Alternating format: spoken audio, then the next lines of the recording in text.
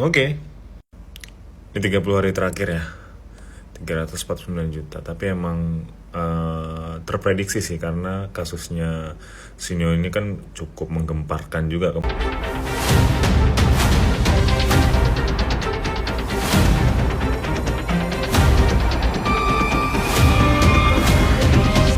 Pesan gue buat semua owner skincare di Indonesia, please stop gimmick-gimmick live TikTok yang bilang habis lah, harga ambiar lah, segala macam. Please stop itu semua. Gue sejujurnya sangat menyayangkan ya apa yang terjadi belakangan ini, perdebatan antara owner skincare dengan Doktif. Yang sangat gue sayangkan adalah di saat brand-brand skincare lokal ini udah mulai perform di negara sendiri, mereka-mereka oknum-oknum yang suka jual skincare overclaim ini merusak kepercayaan masyarakat untuk memilih skincare lokal. Padahal gue yakin produk-produk lokal ini nggak kalah kok sebenarnya secara komposisi, secara kualitas sama brand-brand dari luar. Cuman ya gitu, ada aja orang yang manfaatin momentum-momentum ini untuk jual produk-produk yang abal-abal lah, yang overclaim lah, yang nggak jelas lah. Kalian lihat grafik ini, dari 2022 hingga 2023, mayoritas market share produk skincare di Indonesia itu dikuasain sama produk lokal. Mulai dari MS Glow, Scarlett, hingga Wardah. Bahkan dari top 10-nya itu, 6 diantaranya itu produk lokal. Which is good buat industri beauty care di Indonesia. Nah, masalahnya makin ke 2024, kita nggak tahu ya 2025, tapi 2024 aja udah mulai kelihatan kalau produk dari luar itu mulai masuk ke top 3 dan menguasai top 3 industri beauty care di Indonesia. Meskipun belum ada penelitian yang menyebutkan kalau konflik-konflik owner skincare yang suka flexing ini berpengaruh terhadap industri beauty care Indonesia.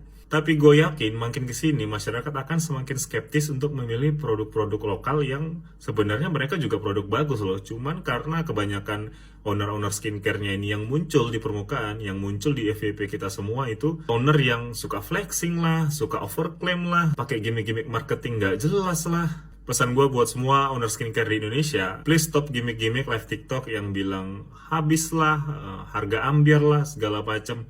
Please, stop itu semua. Kebohongan-kebohongan seperti ini tuh udah nggak zaman lagi sekarang. Kenapa? Karena data-data yang terjadi, data-data penjualan yang tercatat di aplikasi itu bisa diakses semua orang.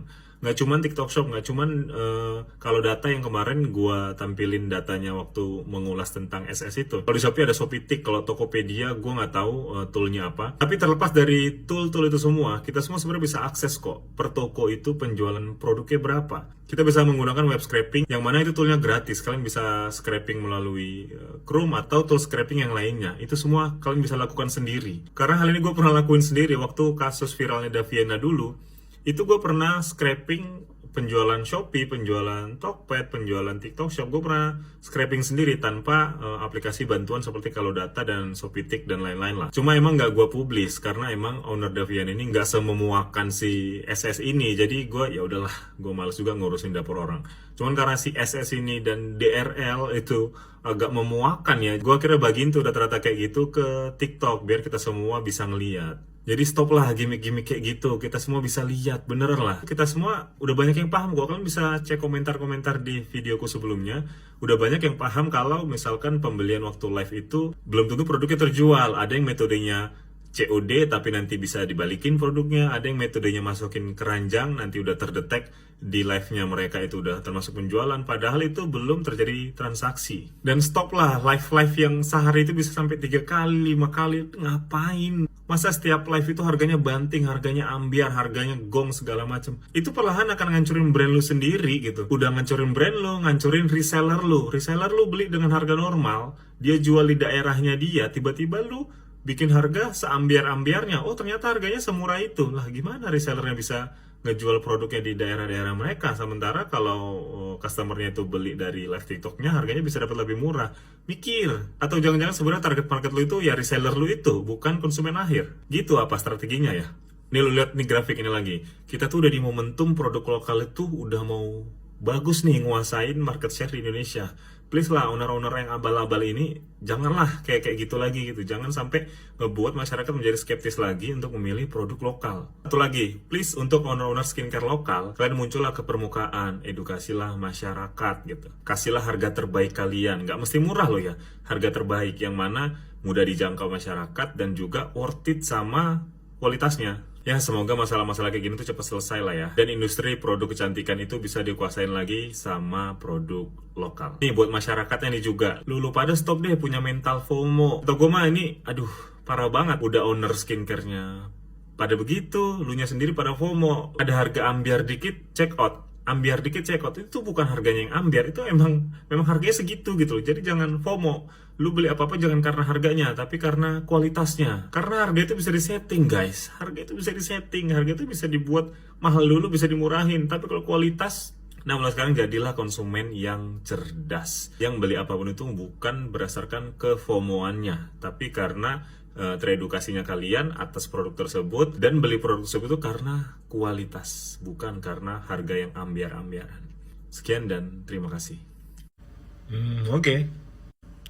Di 30 hari terakhir ya, 349 juta. Tapi emang terprediksi sih, karena kasusnya Sinyo ini kan cukup menggemparkan juga kemarin ya. Jadi mungkin trust dari customer itu ya turun drastis.